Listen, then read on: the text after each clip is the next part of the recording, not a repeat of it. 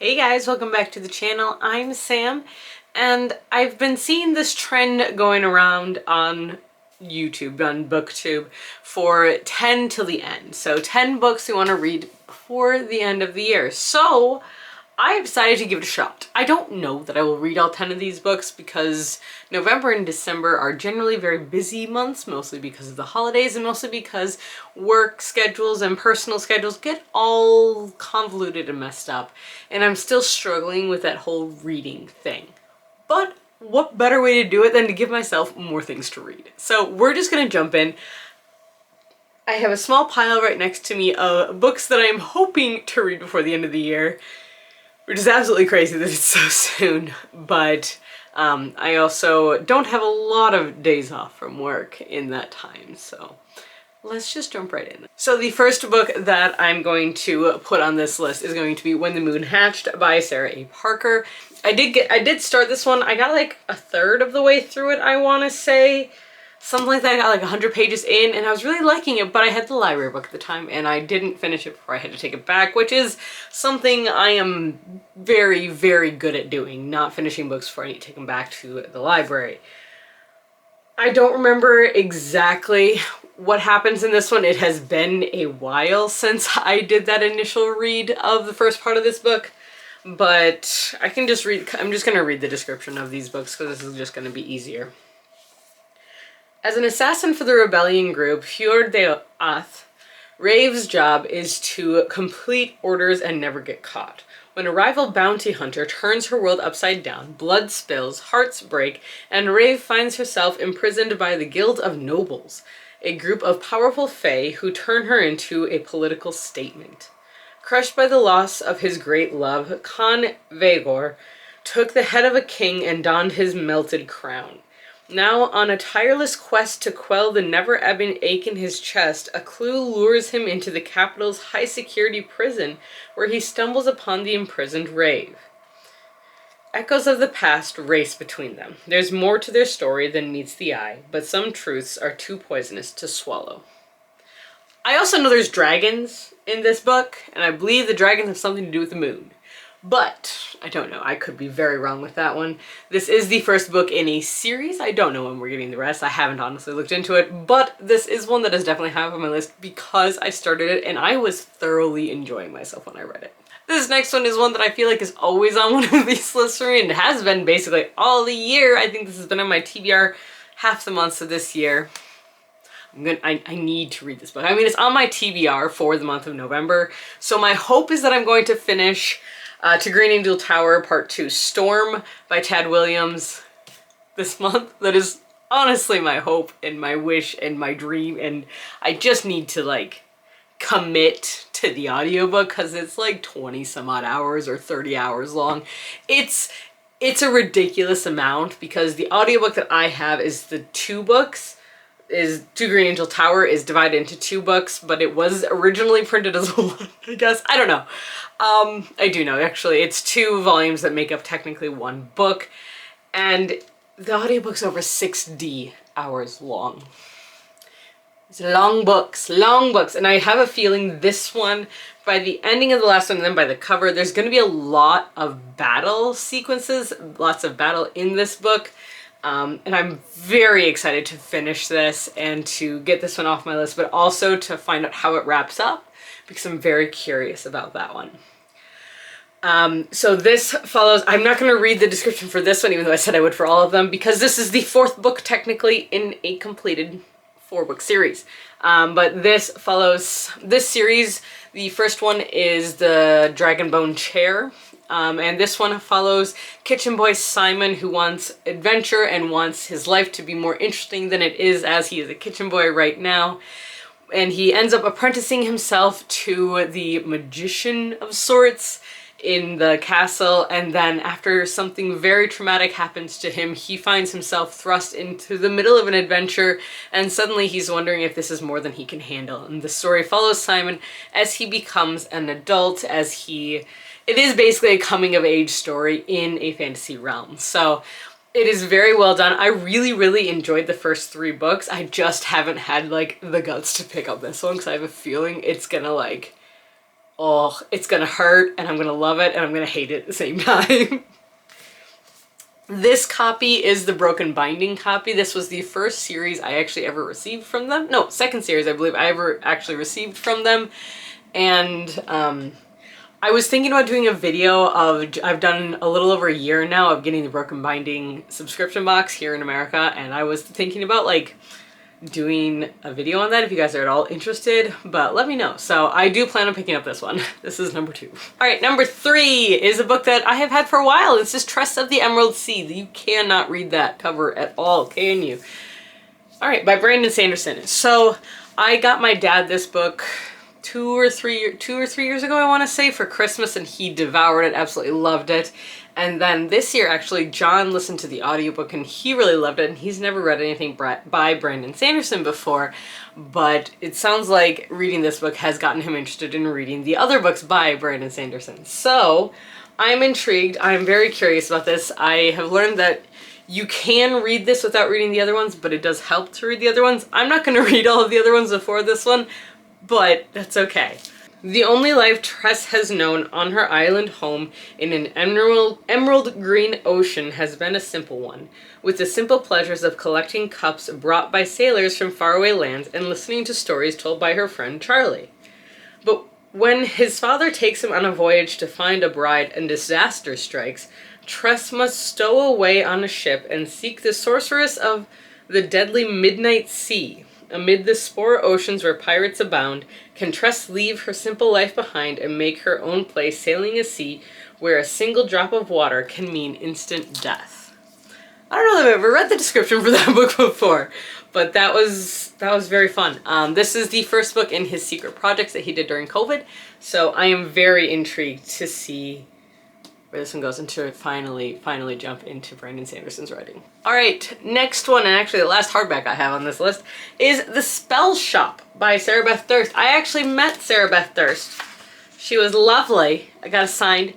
I still haven't read this book. Like, I have started it, and I loved what I saw.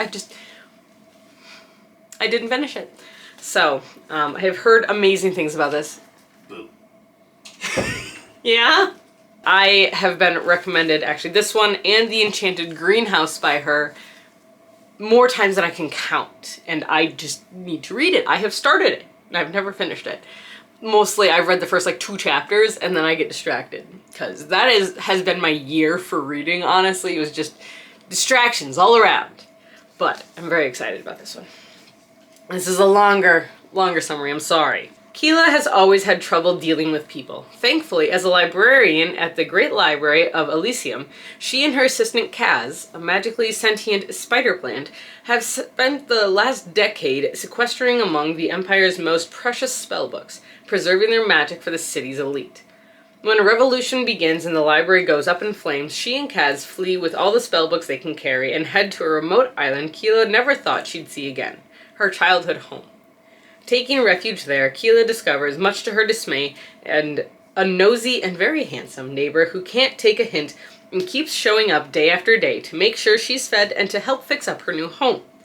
In need of income, Keela identifies something that even the bakery in town doesn't have: jam. With the help of an old recipe book her parents left her and a bit of illegal magic, her cottage garden is soon covered in ripe berries. But magic can do more than make life a little sweeter, so Keela risks the consequences of using unsanctioned spells and opens the island's first ever and much needed secret spell shop.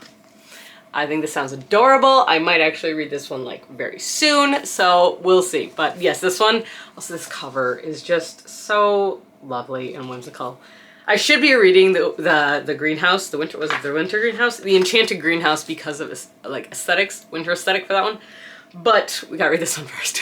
So let's jump into a horror book that's on my list, and that is Dead of Winter by Darcy Coates. I have read one Darcy Coates book and I liked it. I read Ghost Camera, which was actually a series of short stories by her that I really enjoyed them, actually.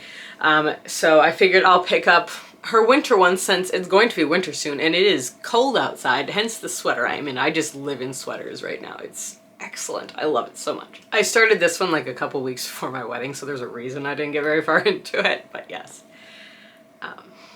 8 strangers, 1 killer, nowhere left to run. When Krista joins a tour group heading deep into the Rocky Mountains, she's hopeful this will be her chance to put the ghosts of her past to rest. But when a bitterly cold snowstorm sweeps the region, the small group is forced to take shelter in an abandoned hunting cabin. Despite the uncomfortably claustrophobic quarters, and rapidly dropping temperature, Krista believes they'll be safe as they wait out the storm. She couldn't be more wrong. Deep in the night, their tour guide goes missing, only to be discovered the following morning, his severed head impaled on a tree outside the cabin. Lovely. Terrified and completely isolated by the storm, Krista finds herself trapped with 8 total strangers. One of them kills for sport, and they're far from finished. As the storm grows more dangerous, the number of survivors dwindles one by one. Krista must decide whom she can trust before this frozen mountain becomes her tomb.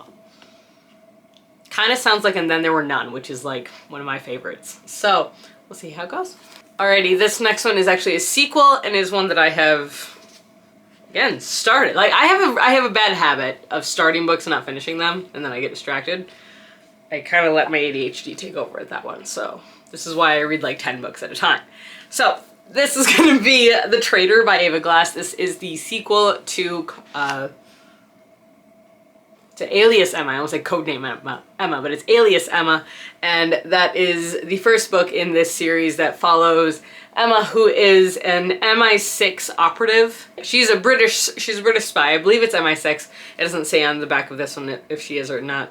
And this one, she goes undercover on a yacht, I believe, and she has to figure out who killed another MI6 agent who is found dead, locked in a suitcase inside his own apartment.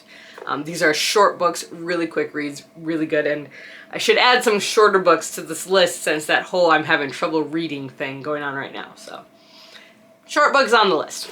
Adding to like that whimsy feel that I was having earlier with the fantasy books, I am gonna add Emily Wilde's Encyclopedia of Fairies to this list. This is by Heather Fawcett, and this is a completed trilogy, I want to say. I think there's only going to be 3. 3 of them are out, and it is a beloved series, absolutely beloved by so many people, and I just really want to dive into it. And I really just kind of want to dive in. It's so floppy. I love how floppy it is, too. Cambridge professor Emily Wilde is good at many things. She is the foremost expert on fairies. She is a genius scholar and a meticulous researcher who is writing the world's first encyclopedia of fairy lore. But Emily Wilde is not good at people. Get that? She could never make small talk at a party or even get invited to one, and she prefers the company of her books, her dog Shadow, and the fair folk to other people.